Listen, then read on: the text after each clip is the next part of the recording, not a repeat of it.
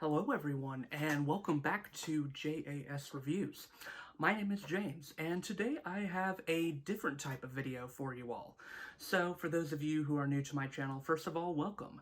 And second of all, if you like what I'm doing here, then I'd appreciate it if you left a like on this video and subscribe to my channel.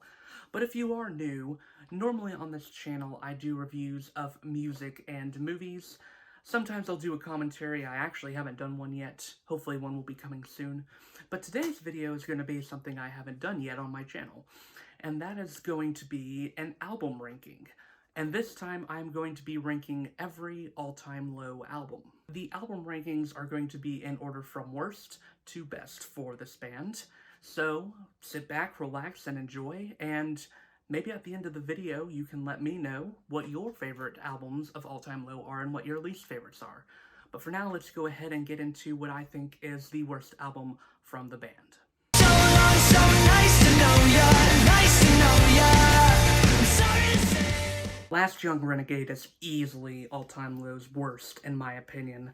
This album is a real disaster, and it saw the band really selling out once they signed on to the record label Fueled by Ramen. They were on Hopeless before, and Hopeless was definitely where they were at their best, in my opinion. This release just doesn't work for me as a whole. There are some decent songs on here, such as Nice to Know You, and the title track, and maybe even Life of the Party to an extent, but the rest of the songs on here they don't really hold up that much at all. In fact, this album has gotten worse to me over time. All Time Low has always had a bit of a pop side to them, obviously, as they are a pop-punk band, but they should have never made an album like this, which was just trying so hard to sell out to those Billboard charts and everything like that. And I suppose they succeeded because the song Good Time, which is one of the worst on the album, had their longest success story, and it's sort of unfortunate that that's the case because the band just is not at their best here on most of the tracks. There are some real duds on here, such as Dirty Laundry, which was a terrible lead single, and Drugs and Candy is quite simply really boring. And even songs that I originally liked the first time I heard them, such as Dark Side of Your Room, have come across more as cheesy and forgettable at the end of the day. So ultimately, Last Young Renegade just doesn't hold up as an album, and it really is a black spot on All Time Low's discography as a whole, especially considering how many actually solid albums they have. This one is just a significant plummet.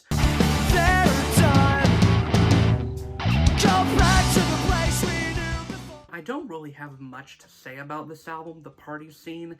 It's the band's debut, and ultimately it's just not that memorable. It's not a terrible album, but it's not a good album either. It's just more mediocre than anything else.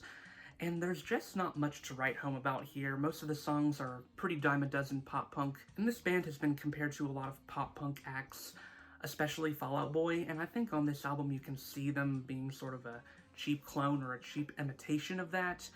And I think that really makes the album suffer because of it. But as a whole, that's really all I have to say about this album. I haven't come back to it a whole lot, and I just don't think it's that strong. It's like a time bomb set in motion. We knew that we were destined to explode. At number 6 is Dirty Work. Now, unlike some All Time Low fans, I don't actually hate this album as much as they do. This album is definitely a huge step down from the previous release, which was Nothing Personal. It feels very immature and very much like a party album, which some people are going to like, and there are actually some pretty fun songs on here. But as a whole, this album is a little bit more embarrassing in some ways. It's definitely one of the band's worst written releases, in my opinion. That being said, there are some really good songs on here, such as the opening track, Do You Want Me Dead? And, in my opinion, Under a Paper Moon is one of the band's top 10 best songs. Really well written and a pretty compelling relationship track that I think deserves a lot more love than it has. However, as a whole, Dirty Work is definitely a bit of a middling album more than anything to me. Like I said, I don't hate it as much as some people do, as some All Time Low fans do, but the album is definitely a bit of a weaker spot in terms of their discography as a whole.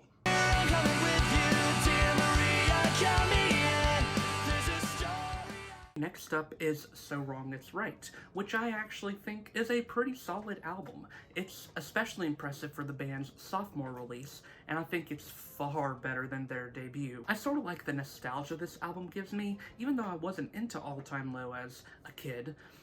And maybe it's because this album owes a lot of its lyrical tropes and its musical tropes to pop punk of the 90s and things like that. I think All Time Low does best when they have this sense of youthful energy about them, and they look back on life with the sense of childhood nostalgia, and they also talk about relationships in a way that feels both genuine but also pretty fun, and I think that this album does that pretty well. For me, it's not my weekend, but it's gonna be my year.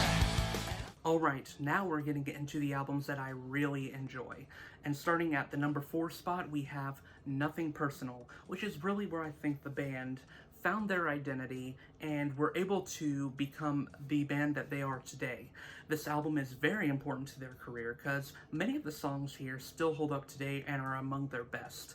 Weightless is one of the band's most iconic singles, and fairly so. And then there's the song Lost in Stereo, which is definitely one of the band's most energetic and most fun tracks that they've ever done. Stella is also a criminally underrated track, actually being a little bit clever and using a girl's name to actually talk about a beer and to talk about a little bit of a darker topic for the band, and I like how the song sort of balances that dark topic with this lightly upbeat tune. It definitely holds up to that trope of songs that sound happy but aren't, but I think this song fits along with that trope pretty well. And I personally think this album was the first time that All Time Low showed that they could do more serious and more weighty tracks, and a song like Therapy definitely proves that, which is a really powerful anthem and something that really sticks with you. And that's what I like about All Time Low when they're at their best. They can do songs that feel genuinely happy and genuinely energetic, but they can also balance them with moments of real sincerity and moments where they take themselves seriously. I like how the band can balance that, which is something that not a whole lot of pop punk bands can say. And I think Nothing Personal is a great example of the band doing that to a pretty good degree. If I said I want your body, would you hold it against me? 7 in the morning, wanna listen to Britney. Anything you wanna. Alright, at number 3 is the band's most recent album, which actually came out this year, Wake Up Sunshine. I know some people might be surprised that I'm putting it this high, but then again, maybe some other All Time Low fans won't be that surprised, because I think this album was a huge bounce back after the really disastrous Last Young Renegade. It shows the band maturing their sound and combining the sound of their past albums into one really cohesive album that I think works really well. There are some great songs on this album from beginning to end. Even Monsters is a surprising track here, with guest featured vocalist blackbear, who tends to be one of my least favorite vocalists, actually contributing something really interesting to the song, and making the song probably one of my favorites of the album, although Melancholy Kaleidoscope definitely tops the list for my absolute favorite, having some of the band's most clever lyricism to date, and a really interesting guitar rhythm that goes throughout the song. Other great songs include Getaway Green, which is definitely the most all-time low sounding track on the album in my opinion. It's what you expect from the band, and that's not a bad thing at all. And then there's more experimental tracks like My Favorite Place, which features the band Camino, or Safe, which has an interesting 80s flair to it that I really enjoy. There are a couple weak tracks here, a couple weak moments such as some of the interludes or the closing track, which is definitely the most forgettable on the album and really ends it out on a bit of a sour note. But as a whole, Wake Up Sunshine is a huge step up from Last Young Renegade, and definitely makes me excited for what the band is going to do next. They left us alone, the kids in the dark, to burn out forever. Okay, this might be a bold move for some All Time Low fans. Some may really disagree with me on this, because I think a lot of people actually see this album as the beginning of the decline for All Time Low, because right after this album came the much more poppy Last Young Renegade. I think that this album is actually a really solid pop-punk release, which does a good job of showing how to combine more explicitly pop elements with a rock sensibility at the center. There are some really great tracks here, such as Cinder Block Garden, which is definitely one of the band's most underrated and one of my personal favorites by the band. I just really like how Alex is talking here about how he has this contradicting relationship with his girlfriend, where he sees things from always an optimistic angle, but she sees things from a more realistic viewpoint. And then there's, of course, the raucous kicking and screaming, which is the most rocky this album gets, and I wish there were a couple more moments like this on the album, but this one is definitely a standout. And there's also the anthemic Kids in the Dark, which I can definitely see why that one is a fan favorite, and the closing track, which is also the title track, ends this album out on a very memorable note, and it's probably the best closing track the band has ever done, at least in my opinion. So as a whole, Future Hearts is a great album from All Time Low, and I think it deserves a lot more praise than it gets. I really enjoy it every time I return back to it, and that's why it is so high on my list.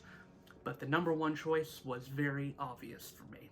Hearts on fire tonight. I mean, honestly, what other album could it be besides Don't Panic? Because Don't Panic is leagues above every other All Time Low album. I think it's among the best pop-punk albums I've ever heard. It deserves the status it's gotten, which it's revered by All Time Low fans, and it's even revered among those who don't necessarily even like the band. I like the longer version even better, which includes some really great songs, especially what is, in my opinion, the band's best song to date, A Love Like War, which features Pierce the Veil's lead singer, Vic Fuentes, and his vocal chemistry with Alex Gaskarth is really off the charts on this song. This song is a pop-punk gem, and one that deserves all the love that it's gotten. And there's catchy song after catchy song after catchy song with genuinely well-written lyrics, such as the criminally catchy Backseat Serenade, or the really clever If These Sheets Were States. And even the irony of choking on a lifesaver still impresses me with how clever it is in its lyricism and in using that intriguing title and actually using it to its advantage. And of course, I think this album has some of the band's most weighty work on it, and their most interesting and their most powerfully written. So for all those reasons, I think Don't Panic is by far the band's best release to date and is worthy of all the praise that it's gotten. So yeah, that was my ranking of every All Time Low album. What were your thoughts on my ranking? Let me know in the comments below, and maybe even make your own ranking if you know the band. So, my name is James. Once again, I do reviews of both music and movies, along with the occasional commentary piece. If any of that sounds interesting to you, then please feel free to leave a like on this video, and to subscribe to my channel for future content. And until then, I will see you all in the next video.